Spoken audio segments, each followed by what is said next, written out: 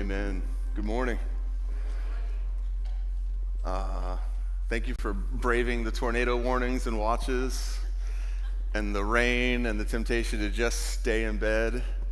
No shame on the ones who did, but they did. Just want to say good morning to our Ringe family as well. Everyone have a great Christmas? Yeah. We had an awesome, just a great holiday season in general. There was something really special about this year, and I'm so thankful for it. I love this time of year, and I actually want to talk about what Ben was encouraging us into this morning. I had no idea what he was planning to do, and he had no idea what I was planning to do, but the Holy Spirit did, about the idea of making room. How many of you guys, as we come to the end of a new year, there's just nothing magical about January 1st that makes anything different than December 31st, right? But there is something about that we've assigned significance to the ending of a year, and we kind of take this time to look back on the year that was and kind of have vision and planning and goals for the year ahead. And I think it's a good thing. I also think it's really important to ask ourselves, did I become more who I want to be in the year that just passed? Like, when I stood at the edge of 2024 looking into it, I had ideas about what I wanted to do and areas that I wanted to grow and things that I wanted to accomplish, and I had vision for what the year was going to be like and how I was going to spend my time and what I was going to do. And now that I'm at the end of 24, looking forward into 25, I can look back into 24 and I can see, did I become more fully the person that God created me to be? Did I become who I said at the beginning of 24, in this year I want to, and I made my list and I decided and I set goals, and I think that's good. I think it's good to set goals. I really do. I think it's good to have vision. I think it's good to have a target, something that you're pointing towards. We obviously, every year, we all have the same vision, which is Jesus, right?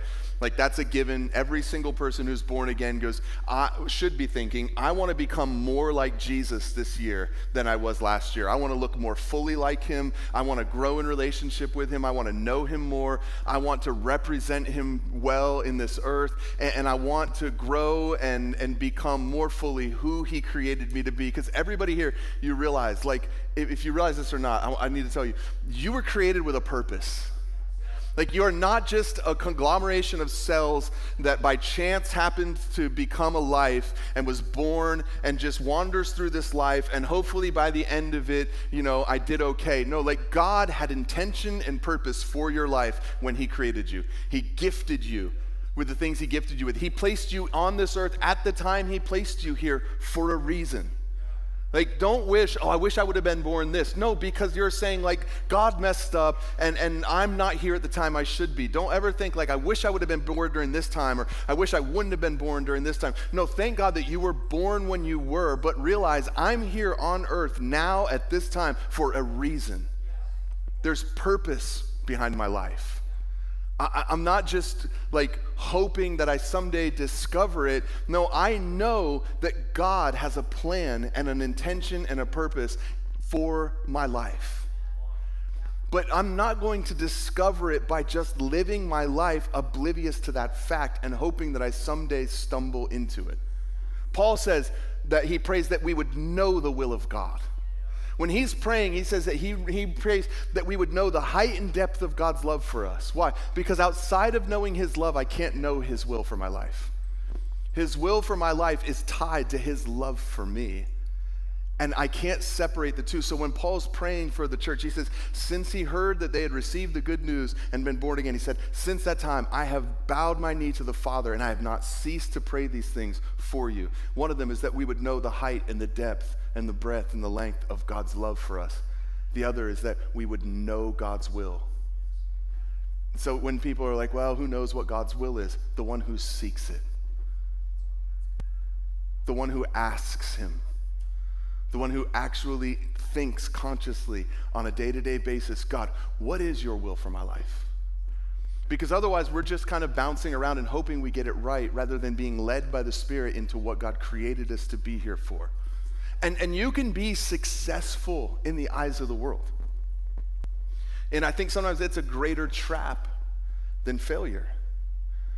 Because when you succeed at something you weren't created for, it can numb you to the search for why you were created. Like literally being successful at something that God had no intention for you to ever do, never mind succeeding at, through your own will, your own strength, and your own use of the talents that he gave you for a reason that he didn't give them to you for, that can be more dangerous. Because when you fail, you go, okay, that's not what it is. Or you go, okay, I need to try something different, but you're at least like, you're not just numbing yourself and going, well, I must be doing what I'm supposed to because look at the success I'm having. There are plenty of people that are succeeding at things they were never meant to be successful at. And it's one of the surest ways to make sure you reach the end of your life and not fulfill the purpose that God had for your life. Because if you're doing what you're doing only because it's something that's easy to do rather than because it's something he led you to do, you could be falling into that trap. If you've never thought like, God, why did you create me? Why did you put me on there? Why do I think the way that I think? Like, have you ever thought about that? Like, you think differently than everybody around you. Like, in some ways we all think the same because of the way we're created, but in many ways we all think differently. We all see things and we think about them differently. Like, my wife and I can read the same scripture and I see something she doesn't and she sees something I don't because we've had different experiences, we're different people, we have a different perspective, we have different wisdom that we've gained over the years, and we all think differently. But here's the thing, like, have you ever asked God, like, God, why do I think this way? Why is it that, like, it bothers me when I see this? It's not just because I was created to be agitated. It's because something in me was created to be the answer probably to that thing that I see that bothers me. Or I play a part in seeing that thing come to an end. But if I just let it be a source of frustration, I'll either do one of two things. I'll either turn my head from it so I don't see it and I'm not frustrated by it, or I'll just live constantly frustrated and constantly in tension, but never actually stepping into the reason that it's what I see bothers me. Like, just take that for whatever it's worth. When you have something that frustrates you, ask the Lord, why does this frustrate me? Like, think about it for a second. And so I know a lot of people say, like, new year, new me, but the truth of the matter is there's no new year, same you, unless something changes. You will be exactly like you were in 2024, in 2025, heading into 2026, unless something changes. Like, you're not going to wake up on January 1st and be a different person. It's not going to happen. It's not like God's in heaven going, oh, it's January 1st. Boom. No, you're going to have to actively change. And it starts with the way that I think changing. And when the way that I think changes, then my actions will begin to line up with that. And that will actually produce real change in my life. But a lot of the times, sometimes it just happens, right? Like sometimes we think differently, we do something differently, and it doesn't take very much effort. But a lot of times it actually takes effort. It takes me saying, okay, if this is true, and this means this, and I say that I value this, then that means I have to do something about this. Knowledge makes me aware of what should be done. Wisdom says, no, it has to be done. And I actually go from knowing that something should be, and my thinking changed, to believing that it has to be, and that was what changes my actions. And then when I actually put effort, obviously everything we do by the grace of God. So I'm not saying your own human effort. I'm saying using the grace that's on your life and applying it to the thing that you know the Lord is asking of you. Open your Bibles real quick to Ephesians. Chapter 5. I just have, maybe a few that I'll reference, but one main scripture that I want to read. Ephesians chapter 5, verse 15. Paul's writing this letter to the church at Ephesus, and you read this and you realize, like, this is the Apostle Paul, the Spirit of God within him, just pouring his heart out for this church. And he's just telling them how much he loves them, how much he cares about them, how much he wants to see them become everything that Jesus died for them to become. And in Ephesians 5, he's talking to them, he says this in verse 15, therefore be careful how you walk, not as unwise men, but as wise, making the most of your time because the days are evil. Father, thank you for your word. I thank you that it's alive. God, that this word is just as alive today as it was the day that pen met parchment. That your spirit breathed on this, God. And I pray that as we talk about this, as we think about this, as we meditate on this, and as I speak on this, that you would anoint the words that you've given me, that they would actually implant in our hearts, God, and that they would produce the fruit that you intended, that this word would not return to you void without accomplishing what you sent it forth to accomplish in our lives. In Jesus' name, amen. So I was thinking about this because after the service last week, I had a couple people come up to me and they had a question for me, and they said, how do I grow closer to God in the next year? I said, well, like, what does that mean? They're like, well, I want to know him more. I want to grow closer to him. I want to feel like I have a closer relationship with God.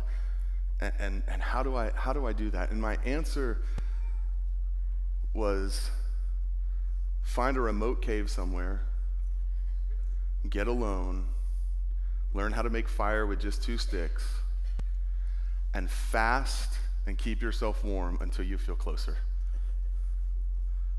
I'm just kidding. My answer was, go to bed earlier and wake up earlier.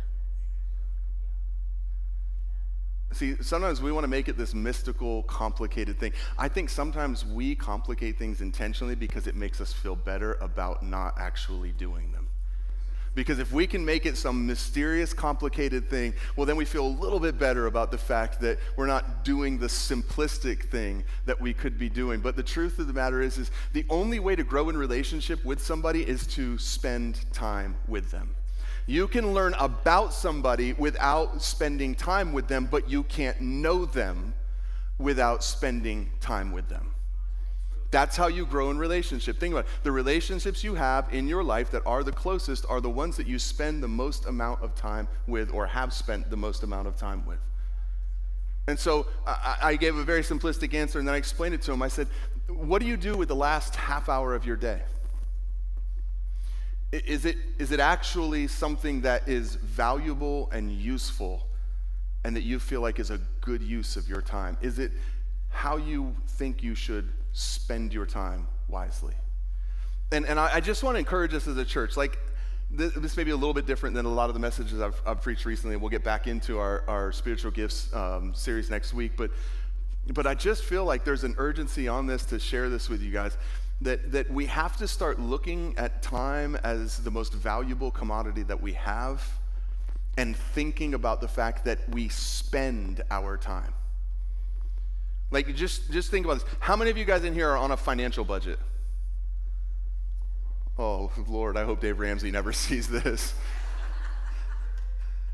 You should be on a budget. Absolutely. In fact, it's you know that financial stress and pressure is the number one reason behind divorce in America. You know the number one way to get rid of financial stress and pressure is to live on a budget. I tell couples when I counsel them in pre-marriage to set up a budget that they both agree on, or I won't marry them until they do. They can scrap it after the wedding and be rebellious little heathens if they want to, but leading up to the wedding, they're going to have a budget. And the reason why is because if money is valuable and we have a limited supply of it, then figuring out what is the most important thing to do with my money before I get it, make sure that I make a wise decision when I get it, so that when I look back and the money's gone, I'm happy with and proud of where the money went, so that when I'm standing in front of the bright, shiny object that I want so badly, there's a very simple answer as to whether I can buy it or not. Is it in the budget? Do we have the money? And the reason I love for couples to do it together is because they've both agreed on this budget, they've both put their input into this budget, and now when the answer is no, the guy or the woman is not the bad guy or the bad girl that's saying no and being mean and controlling, it's the budget. The budget said no. We can be both mad, but we have to be mad at the fact that the budget said no rather than each other and fight. No, I don't understand. You spent this week, and how come I can't spend? No. Get on a budget that you both agree on. And people are like, oh, but that's so restrictive. No, it actually gives you freedom. Why? Because at the end of the month, all the bills are paid, all the essentials have been taken care of, and I'm not stressed and racking up debt and more debt, buying things that I shouldn't be buying with money that I don't have, and I'm not paying late fees, which Dave Ramsey calls the stupid tax. Why? Because eventually I'm going to pay that bill. Why not pay it on time before it costs me an extra $35? And if I budget appropriately, I'll always have the money to make all the payments to avoid having to make more payments that I don't have the money for. Well, and that's super important. Like, if you take nothing else from this today, be blessed with that. Go home and work out a budget. You and your spouse together. It is not, I promise you, it's not bondage, it's freedom. Why? Because if we're spending money, I know we have the money to spend. I'm not worried about how we're going to pay for it. I'm not worried that we're enjoying something today, but in 28 days, I'm going to have a bill that becomes a stress because I spent money I didn't have on something that wasn't as important as the things that I have to spend money on, and now I don't have the money left to pay for the thing that I wanted. Do it. Trust. I promise you, you will thank me. You'll hate me for a little while. But once you get used to it, you will thank me. Especially for young couples out there, please don't go into massive credit card debt, buying things you don't need to impress people that don't care. I promise you. Don't compare your life to someone's Instagram story. You see a snapshot of a moment. What you don't see is what that snapshot of that moment cost them. You see what they have. You don't see what they did to get it, whether by hard work or by luck or by being foolish. All you see is, please don't get caught in that comparison game. Please. The Bible talks about it. It says that the borrower is servant to the lender. That means that someone else has a say in how you live your life when you have debt. Not my theology, that comes straight from the Word of God. Why? Because you have someone else you have to answer to before you make a decision. Because your yes has to be yes. And so if you feel like there's something that God's put in your heart to do, but you already gave your yes to paying this credit card bill to eat that meal that's been swimming in a pond somewhere for the last 15 days. People finance meals. I remember a friend of mine telling me that, and I was thinking like, oh, you're right. People were literally finance a meal. It's been gone. It's not even in the county anymore. 15 days later, and you're still paying for it. And you feel like God put something in your heart, but you have another master you have to check with to see if you can actually do the thing that you feel like God's calling you to do, because you gave a pledge already to this person that you have to honor before you can honor what you feel like God's putting in your heart. That's what it means when it says the servant is the borrower's servant to the lender. It means there's someone else that now has a say in how I live my life because I gave a pledge to them that I would pay this, and I have to keep my commitments because my yes should be yes, my no should be no. Anything more than that is from the evil one. So that means I have to check with this first to see if I can do what the Father's telling me to do or put in my heart to do. Just don't do it. I promise you. Like when you wake up the next day, it won't matter to you how much you spent the night before, unless you spent money that you shouldn't have spent, and then it will matter greatly. Please take some advice from someone. I'm not an old man yet, but I'm older than I was. And we've been on a budget now for, I don't know, how long has it been on? 20-something years? Literally, we were like, okay, we have to make this work. And I remember Patty sat down with a sheet of paper. This was before, everything was online and spreadsheets and all that stuff. Like, you had to be a computer nerd back then to do it on a computer. It was like 23 years ago probably. And she had a piece of paper and she wrote down every one of our bills. All the stuff we had to pay. Otherwise it would get turned off, taken away, or we'd be homeless. And those are the things we had to pay. And then there was the other things that we needed to pay, and then there was the things we wanted to pay.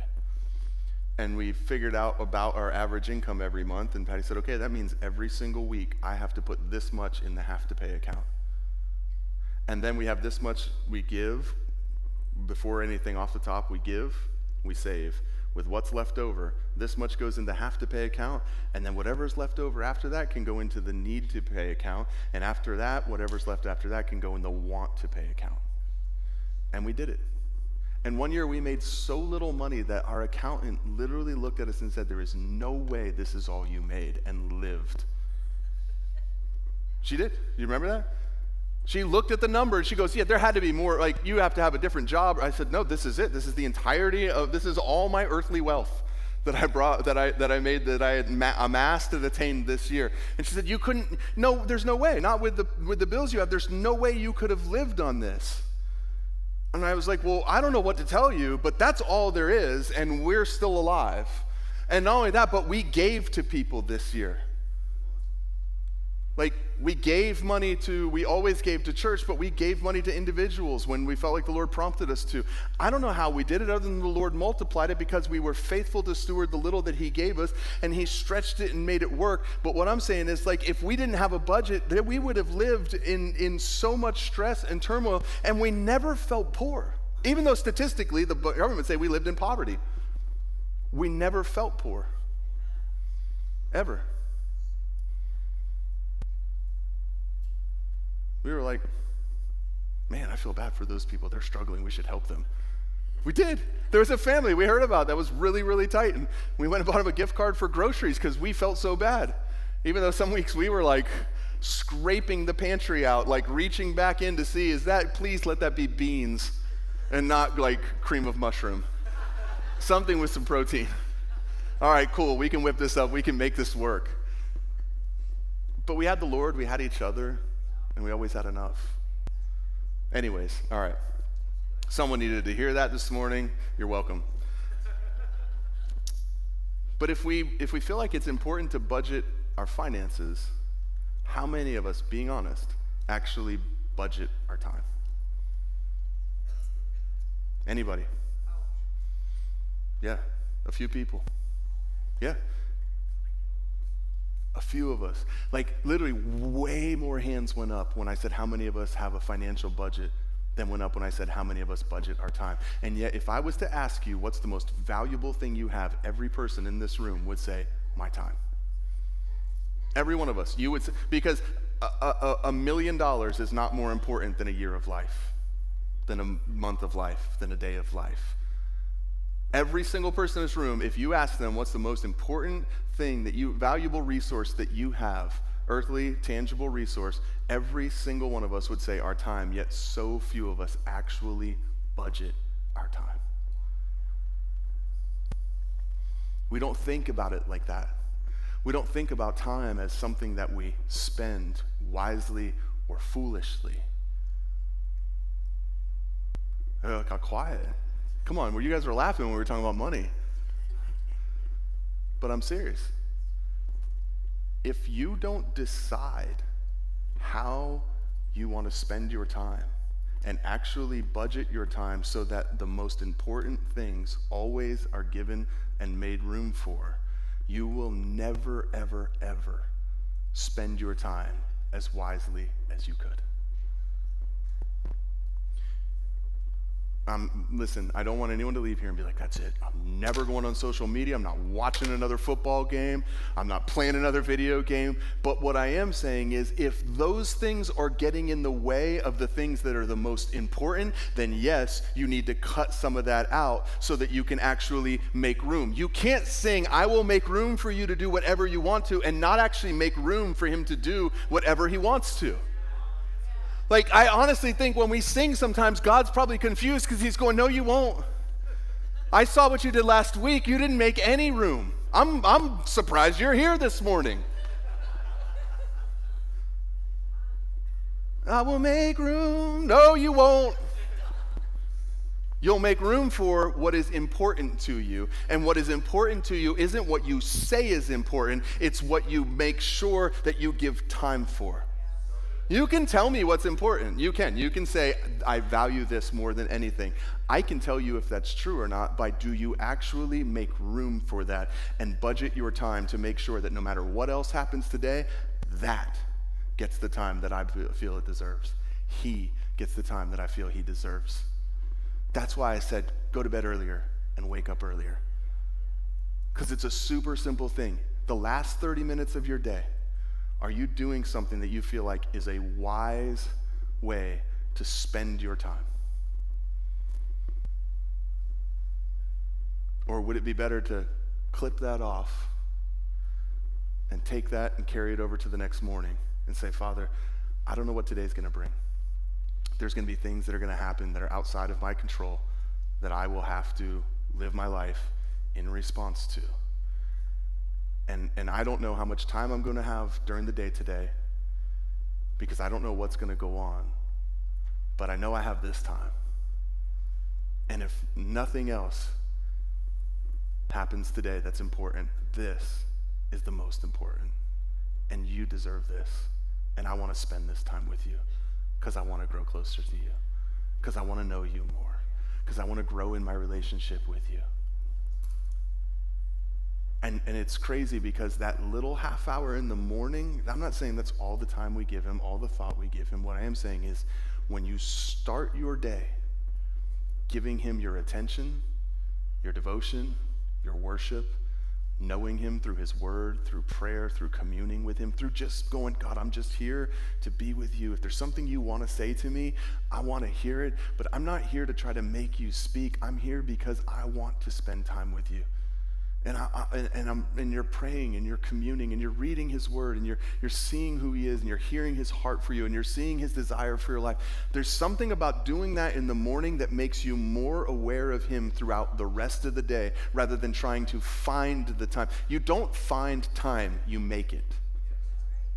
Well, I hope I can find the time. Nope, you probably won't. But if you create time, if you actually make room, and you can do it every single day. There is nothing stopping you. I know some moms are like, you don't understand, I've got little kids. Listen, I have grace for that. Make time sometime. They go for naps. Do what you have to do. But for most of us, our last half hour of the day is ours, and our first half hour of the day is ours. And if we would say like, no, I don't think what I do with the last half hour of my day, or maybe the last half hour you do amazing things like you read the Bible and you pray with your spouse or you talk to them about stuff or you have deep conversations. But what I'm saying is there is a portion of your time during the evening that could be deleted. And whatever that is that you do the last 30 minutes, if it's important, moved back a half hour so that you could create a half hour in the morning so that you made room to spend time with him, to grow in your knowledge of him, to grow in relationship with him, and to actually prioritize and say, Father, I truly, you are the treasure. You won't always feel like it. Like, man, I wish I could say like, every morning I wake up and the angels are like, ah, and my Bible's glowing in the corner and pulsing with light. And I like walk over and open it up and I'm just like, good morning, Lord. Like, it just didn't happen. It doesn't happen like that every morning. And I'll be honest, there's some mornings I wake up and there's something I want to do more in that moment. That's why having a budget of your time is so valuable, because I've already made the decision what I'm going to do with that time before I'm standing before that time. So I'm not deciding in the moment based on my feelings what I want to do, just like a financial budget. I already decided, no, we want to go on a trip, so we have to save X a month, which means when I'm standing in front of something and I go, well, we do have $350. No, we don't, because while we technically have that, we've already decided that that needs to be used so that when we get to that month, we have the money to take our vacation. I made a decision when I was thinking rationally that keeps me from making a bad decision when I'm not thinking rationally. It's the same thing with budgeting our time. It's like in that moment when my feelings say I want to go do this, or I want to read that, or I want to get started on this, I've already made a decision that's unbreakable that says, no, I've set this side of time to meet with God. I set this time aside so that I could meet with him, so that I could know him, so that I can grow in my relationship with him. And all that other stuff can wait, because this time belongs to him. And you know what's crazy? The more I do it when I don't feel like it, the less I have days that I don't feel like it. the more you don't do it when you don't feel like it, the more you will wake up and don't feel like it. It works both ways. The more I just decide, no, this isn't, like, it's not even a decision. The decision's already been made. And now I'm just honoring the decision every morning when I wake up. Yesterday morning, I woke up, I wanted to go start a fire.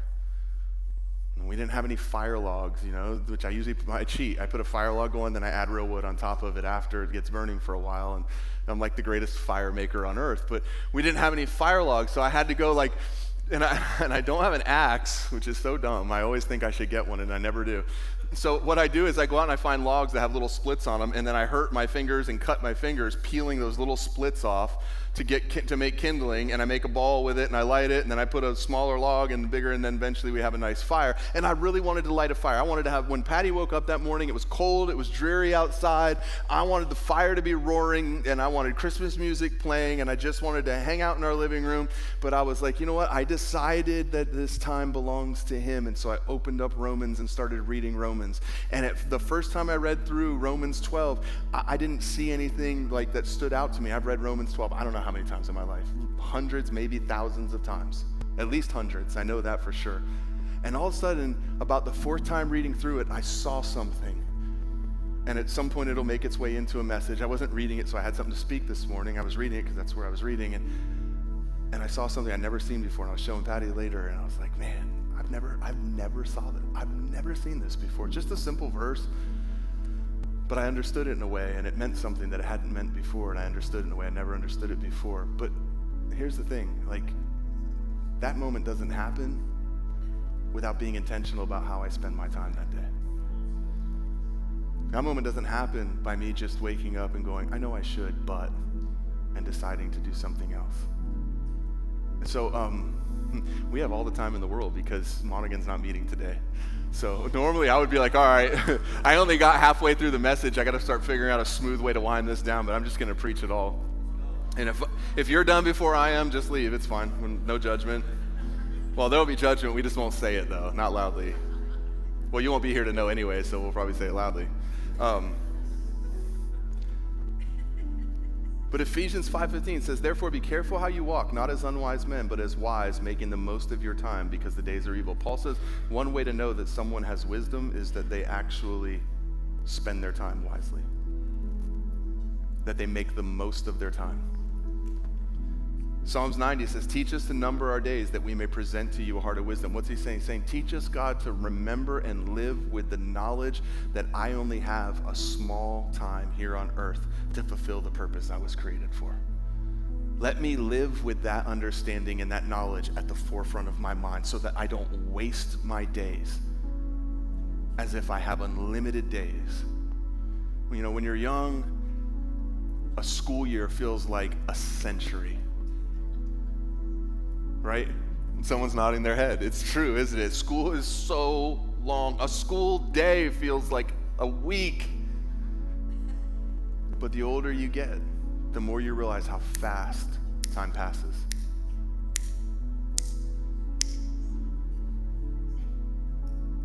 And you start to think about the fact that, man,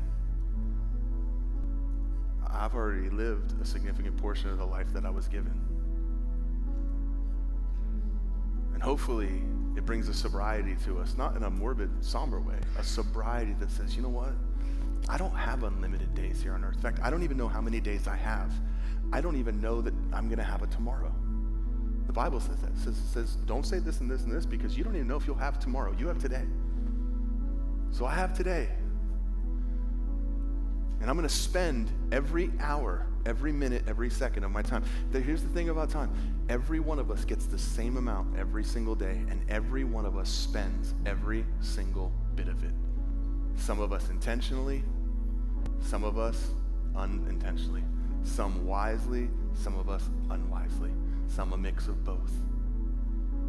But if we're not living with an awareness that I don't have forever to become who I was put on the earth to become in this earthly life, we'll find ourselves squandering time, wasting time.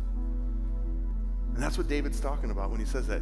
Teach us to number our days that we may present to you a heart of wisdom. You see wisdom tied to the valuing of time over and over throughout the Bible.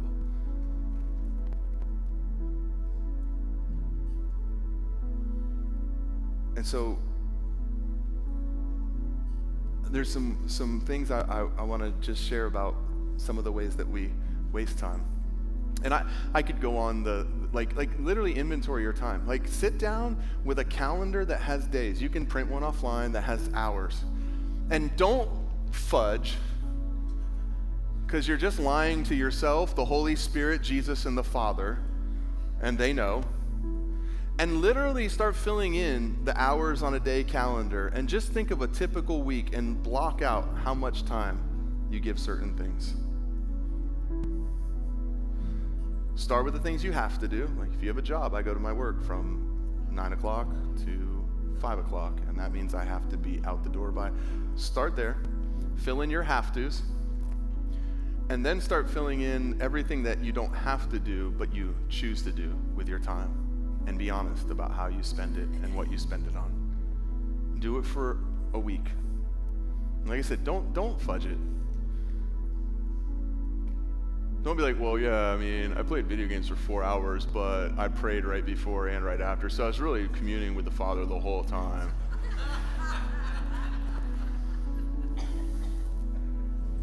I mean, I watched football for 8 hours, but both of the guys, the quarterbacks that won, gave glory to God at the post-game interview. So, I mean, it's kind of like watching the sermon.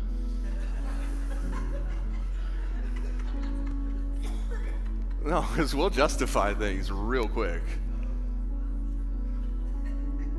Now, maybe you were doing something, and the whole time you were doing it, or most of the time throughout it, you were communing with the Lord. Awesome. But be honest about it. And if there's things that you find that are repetitive things that you're doing over and over again and you're giving a ton of time to, ask yourself, is this really helping me in my journey to become who he paid for me to become and to fulfill the purpose that he put me on the earth for? Have fun, have hobbies, that's fine. But when those things start getting in the way of the most important things, go out to eat. Go on vacation, buy that jacket, fine. But when those things start to hinder your ability to pay your mortgage or your electricity bill or to be generous when God asks you to be generous, that's when it's time to pull back.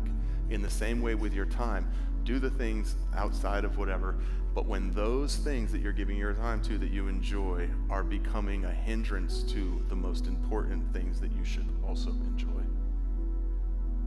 it's time to scale back. It's time to say, you know what?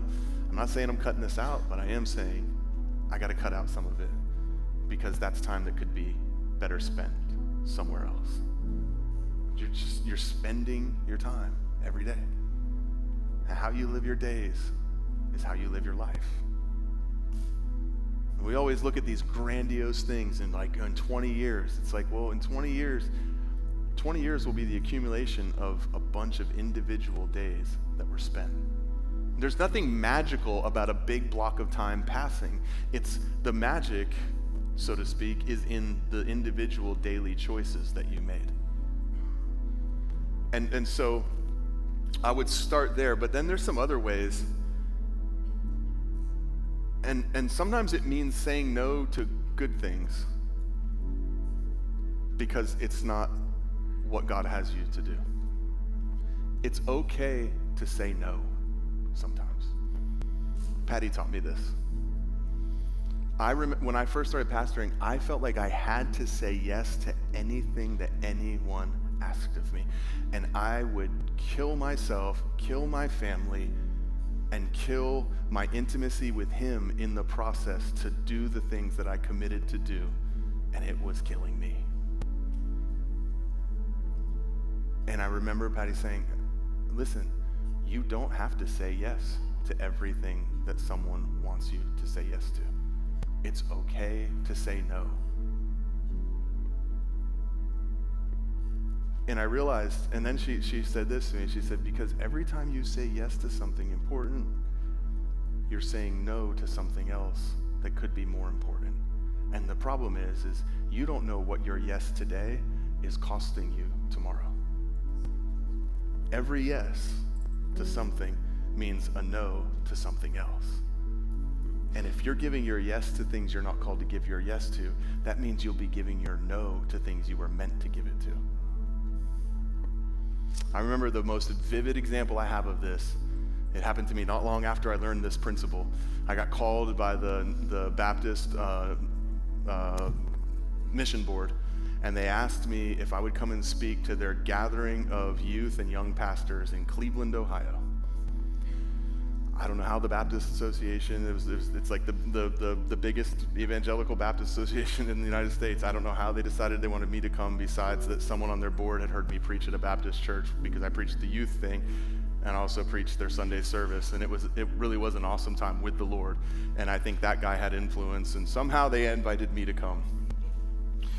And they were like, we'll fly you here, we'll put you up in a hotel, and you have to speak to 2 nightly sessions, and then a morning session and an evening session, and we'll pay you a couple $1,000s to do it. And at this time, like, we were really, really very, very broke, like tight financially. And we wanted to go on a vacation with our kids that summer, but we didn't have the money to do it. And so instantly I was like, this is the Lord. This is how I'm going to be able to provide the vacation for my family and surplus even. And I was like, man, this is awesome. And I wanted to say yes, but there was something in me that wouldn't let me just say yes right away. So I said, can I pray about it? And the person I was talking to was like, yeah, I guess. I mean, if you need to pray, like, almost like, why would you need to pray about coming and preach the gospel? And so I talked to Patty about it and prayed about it, and I just kept feeling like I was not supposed to say yes to it. And it killed me, and I argued with the Lord for a few days, honestly, trying to talk him into letting me go, because I wanted to go, and I wanted to share the gospel with these young pastors. Like, man, that could be so influential and be a voice they don't hear speak and all this. And you know, I tried that route to justify it with the Lord, as if he wasn't aware of who was coming and what they needed to hear. And he didn't change his mind. I couldn't get a peace about yes, and he just said no.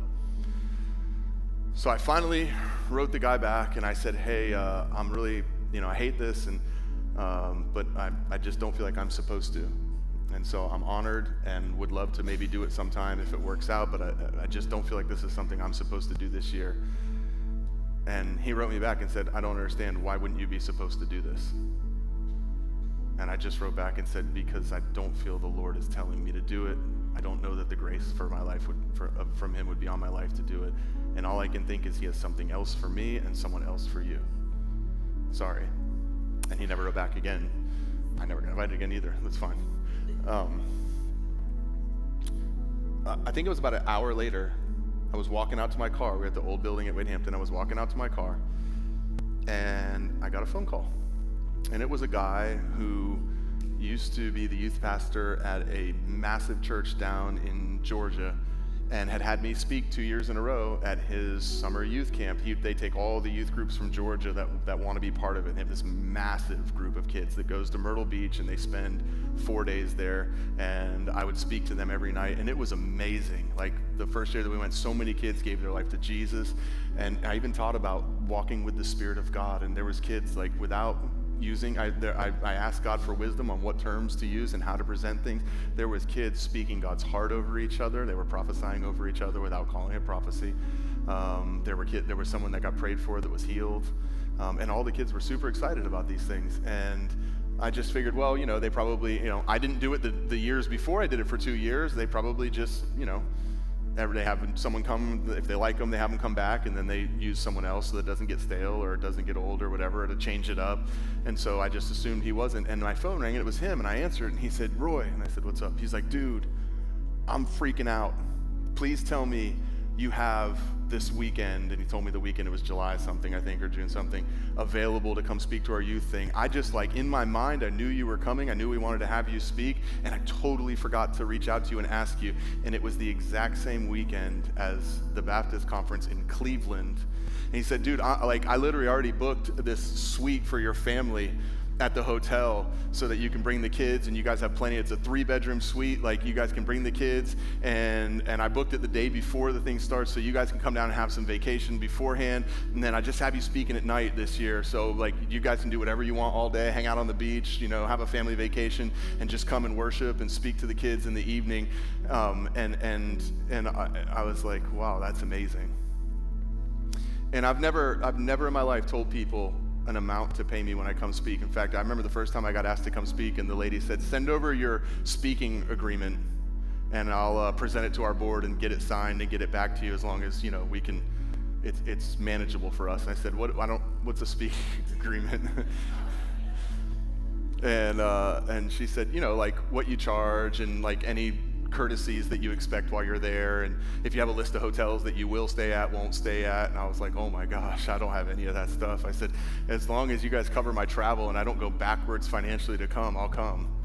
And she said, well, that's ridiculous. We're going to pay you, obviously. And I was like, well, that's fine, but I don't have an agreement like that. Here's my agreement. Can you cover my expenses? And I'll stay wherever you want me to stay. I would prefer something that has a white comforter, not multicolored. That was my only request, because I slept in a lot of multicolored motel rooms in my life. And I'd do it again if I had to, but man, I hope I don't. And so anyways, they brought me down, I brought the family, me and Patty went, and we had a relationship with them and one of the worship leaders, and we had a great time, and did all the beach stuff, and hung out on the beach and mini golfed, and went out to eat, and took our kids to the boardwalk, and did all the fun Myrtle Beach stuff that we would have done, took them to the little water park at the hotel. And at the end of the day, they gave me a check for more than what the Baptist Association was going to pay me to come and speak. So we got the family vacation, and we got the finances that we really needed at that time. But had I said yes to what I wanted to say yes to, I would have had to say no to what I was supposed to say yes to. It doesn't always happen like that. It's not like you always say no and next thing you know your phone rings and you give your yes, but it was such a vivid reminder to me, because my yes is supposed to mean yes and my no is supposed to mean no. So if I give my yes to someone, then that means if something better comes along, I have to honor my commitment and keep my yes to the lesser. And so I'm not saying agonize over these things, but I am saying pray about it.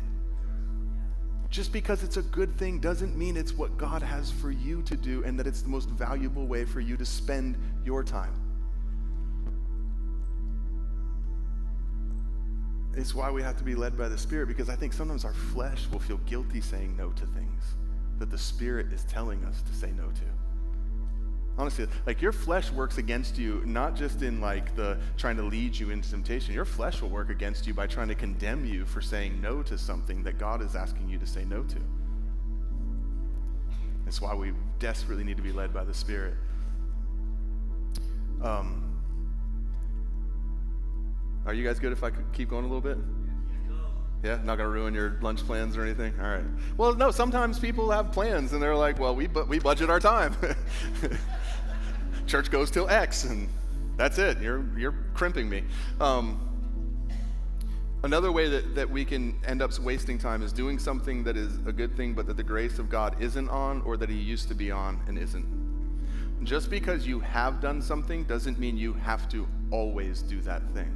Things can be seasonal. There can be a grace of God on your life to do something in one season that is gone in the next, and you will burn yourself out by doing things that the grace for you to do them is no longer on if you continue to do them after the grace runs out for it. I remember when the church was young and I used to chaplain the local hockey team. Back then it was the Greenville Road Warriors. Now it's it was the Growl, and now it was the Road Warriors originally. Then it was the Growl when I was chaplaining, or Growl originally. Then it was the Road Warriors. Now it's the Swamp Rabbits. Whatever, I can't keep up. But it was the Road Warriors, and when the team first started here, and they didn't have a chaplain, and some guys from the hockey team ended up coming to our church. And they were like, man, you should be the chaplain. It'd be awesome, and da-da-da. And so I prayed about it and felt like I was supposed to. Patty and I both felt like, yeah, this is something I'm supposed to do. And so I met with the people that run it. They run all the chaplain programs for the NHL, AHL, and ECHL. And every team in America has a chaplain and a chapel program besides the Washington, D.C. NHL team. for whatever reason. Imagine that. And so I met with them and they talked to me and they were like, yeah, we think you'd be a great fit. Let's do this. And so I was the chaplain for the hockey team and it was amazing. It really was. It was such an awesome, fun time. We got badges, Patty and I, so we could just walk in the player entrance and go to all the games because I had to be able to go to the locker room if like one of them got hurt or something like that. And we always had seats. And then all the players from out of town that aren't from here, they get tickets every week, every game given to them. And none of them had people, most of them didn't have people they knew in town to give tickets to. So they would just leave an envelope of tickets for Outreach Church at the will call box every game. And anybody from the church, we'd all just go. And people that wanted to go just walk up and get a free ticket and go in. And it was awesome. And we saw players' lives change. We saw people get born again. We saw people get set free from addiction and healed. And it was incredible. And I honestly thought like, man, this is something I'll probably just always do. And after like 3 years, I met with the people that run it and they asked me, what are you guys doing? Like, what are you doing in Greenville? Because you have more guys at your chapels every week by double than the next closest team in America. The whole team was there. The coach wasn't a believer and he told the players it was basically mandatory. He would call me into his office and say, hey, I was talking to so-and-so the other day. They're dealing with something at home. He had a Canadian accent. He's like, yeah, I was talking. He cussed a lot and stuff. And he's like, I was talking to so-and-so, and they got some bleep thing going on at home. Their head's just not in the bleeping game. So I told him to come talk to you.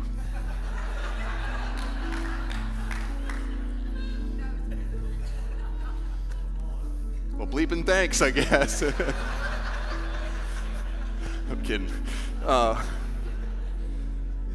And it really was. It was awesome. And some of the players we built relationship with just came and stayed with us this spring and hung out in our homes. And they feel like family. And we've watched their kids grow, and they watched our kids grow. And now one of them is involved in a church in the town that he lives in and is possibly he's already speaking there and a leader there and possibly stepping into a position. And this guy was a radical transformation. He went from the leader of the party scene on the team and out every night with a different girl to completely sold out for Jesus and never touched another woman again until he was married.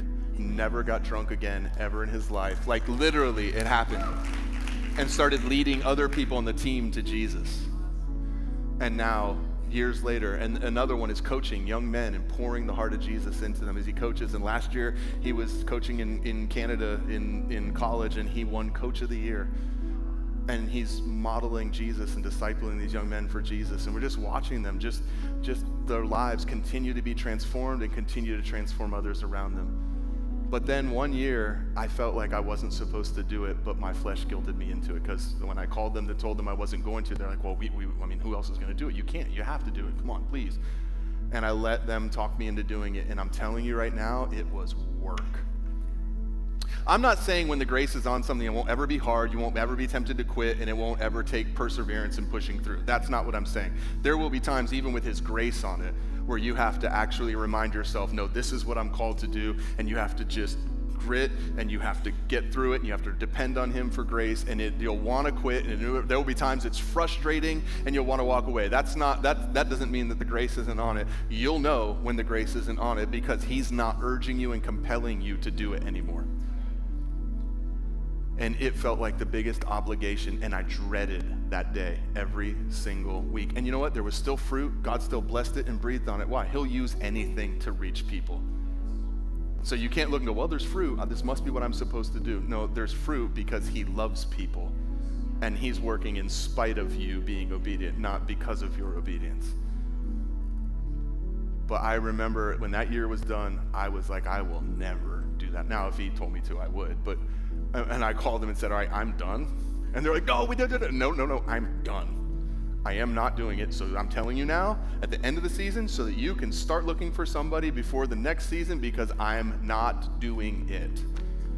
They're like, did something happen? I'm like, nope, I just know this isn't something I'm supposed to do anymore. But sometimes we'll get stuck in an obligation and do something that there once was grace on, but the grace isn't there anymore. And we're doing it out of obligation or out of guilt or out of wanting to serve or out of striving or out of thinking like, well, I have to do this because anybody that puts their hand to the plow and then turns back isn't fit for the kingdom. Now, that means if you start following Jesus, keep following Jesus. Don't turn back and go back to your life the way that it was. It doesn't mean that everything that he graces your life for in one season is going to be something that you're burdened and obligated to do for the rest of your life. Ask him. Literally ask him. And then the last thing that I think allows us, because remember, every yes is a no. Who knows how many things, and it's not just like time things. It's not just like, oh, well, that was on a Wednesday morning at 11 o'clock, so that means I have to say no to other things. No, it depletes your energy. It depletes your mental capacity. It runs you down. When you're doing things you're not called to do, you're doing them in your own effort, and it depletes you. When you're doing things that the grace of God is on, it might feel like work, but it's life-giving. And you don't feel drained and empty and dreading the next one as soon as the last one's over.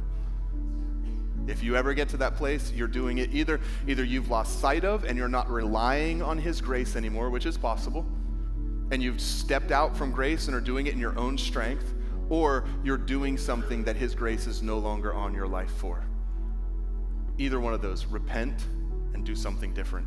Either step back into, okay, Lord, I've been doing this in my own strength. I've been doing this just in my own talent and my own gifting, rather than being reliant on you and your grace. Or, okay, Father, I know this isn't something I'm supposed to do anymore. I got to find a good way out of this. Be honorable. Make sure you don't just leave them without sheep, like sheep without a shepherd. Jesus wouldn't do that to people. Even when he said, I'm going to go here, he saw people and he was like, ooh, felt compassion. And he was like, I know this isn't what I'm supposed to be doing right this second, as in I said we're going to go here and do this, but I can't leave them with it like sheep without a shepherd. Don't leave things with like sheep without a shepherd. Make sure you find a gracious and graceful way to leave, and leave it in better hands or in as good hands as it was. And then the last thing is this, and I'll move through this one quickly, is the knowledge trap. Knowing something is not the same as doing something. There is a actual condition where people feel like learning about something is the same as doing something. And the act of researching and learning takes the place of applying the knowledge in a wise way so that it actually changes them. Jesus said they'll be ever hearing but never hear. Ever seeing but never see. What was he meaning? Listen, let's just say this year, I know not many people in here, but some people in Ringe probably are like, I want to get in shape this year. You could go online and research the best diet for you. You could figure out the best exercise schedule, the best split, the best way to break down your workouts. You could dial in your nutrition and know exactly how many grams of protein you need every single day, how many carbs, how many fat, what kind of fat, what vitamins and minerals, and when to take this one and when to take that one. And you could research all that stuff and go to the gym and get a gym membership, and you could know everything about what it takes to get in shape. But unless you actually do it, your shape won't change for the better. Knowing and learning about something is not a substitute for applying. Some of us are looking for more revelation when the answer would be to apply the revelation that we already have.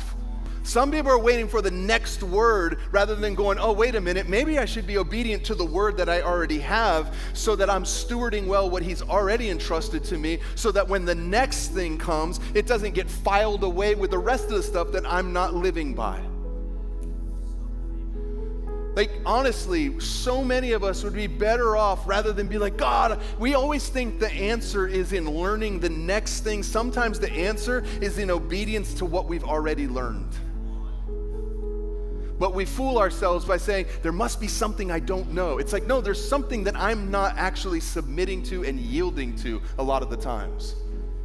You don't need to know more in order to get into shape. It's pretty basic. Everybody knows about what you need to do. You might need a little help with this and a little help with that. But at the end of the day, every one of us in here just about knows enough to do some basic things that would change our physical health. You don't need, the answer's not found in some ancient rainforest root pill. Some of the biggest exercise that most of us need to do are push-backs. When you're done and you shouldn't be eating more, push back away from the table a little bit. Don't look at me with that tone of voice. You were all happy when you, who budgets your money, was laughing about those fools out there that don't budget theirs. I'm not saying this to be like hurtful. I'm saying like most of the change that we want to see in our life is not found in a lack of knowledge. It's found in a lack of wisdom, because wisdom says this is truth. That means it demands a response with my life. I'm not saying there's not things to learn and things to know. I love reading the Word. I just yesterday morning learned something new, saw something new. But guess what? It's knowledge that puffs me up unless it becomes wisdom that is applied to my life. And wisdom applied to my life looks like I change in response to the wisdom that's come. So who do you want to be when you stand at the end of 2025 and you look back and you look forward into 2026? What do you want to see this year? Like, what do you want to see change in your life this year? What do you want to grow in this year? What is it that because you're going to spend 2025. Just think, like, you're about to be written a blank check with your name on it for the amount of 2025. And not only can you will spend every single second of it. You will not take any time from 2025 into 2026. When you get to the end of 2025, it will all be spent. The only question is, how will you spend it? Who will you spend it on? What will you spend it on? And if you don't actually consciously think about that, 2025 will look a lot like 2024, which looked a lot like 2023. But if you actually think about it, 2025 could be a whole different year. You could come to the end of 2025 and look back and go, man, I spent that year well. That's how we hear well done, is by stewarding wisely everything that's been entrusted to us, especially and including the time he gives us. He created time. It said, he put the sun in the sky and the moon, and he created the rhythm that they move to give us day and night as a way to mark seasons and days and years, right in Genesis. He created you with a purpose. He created time with a purpose. What are you doing with it? Come on, I want us to, like, between now and the first, in those days where you wake up and you're like, I don't even know, like, what day it is.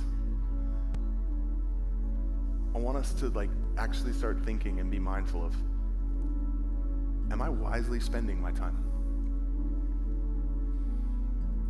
Is this moving me into my purpose or away from my purpose? If I do this day for 7 days in a row, and I do it for a week, and then I do that week 4 weeks in a row, and it's a month, at the end of that month, will I be happy with how I spent my time? Because here's something I will tell you. We always think, well, next week I'll have more time. No, you will not. You will have the same amount of time every single day for the rest of your life. You don't find more time, you make room within the time that you have for the things that matter. So why don't you guys just stand real quick.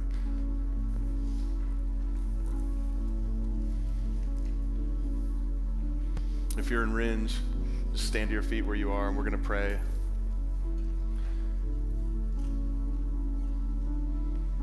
God, I pray that you would teach us to number our days, that we may present to you a heart of wisdom. I pray that we would walk as the wise, not as the unwise, making the most of our time, because the days are evil. I pray that you would show us the things that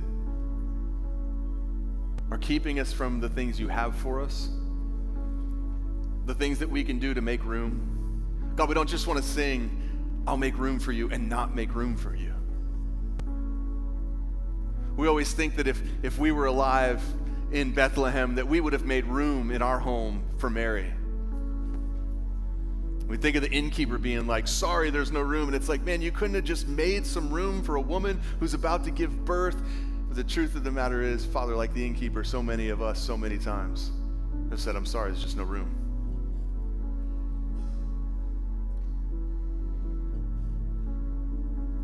God, I pray that you would give us the desire and the grace necessary to change the things that we can and should change, so that we can be wise stewards with the time that you've given us, knowing that our days are not unlimited and that we have a very important purpose to fulfill with our time on the earth. I thank you for that.